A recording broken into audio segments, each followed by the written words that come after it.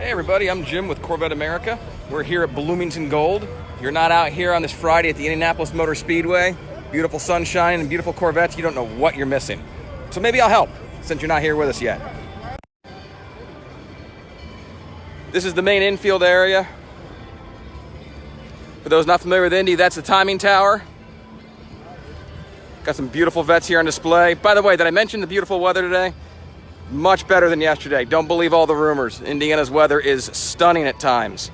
Absolutely stunning.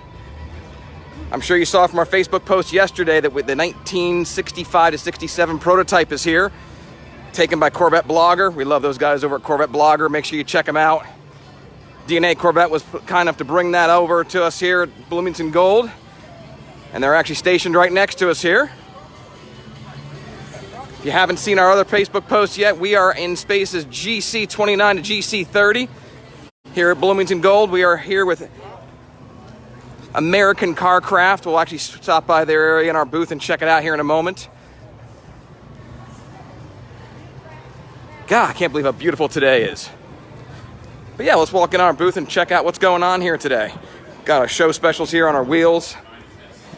ACC display. We actually have Matt from ACC along with his partner in crime.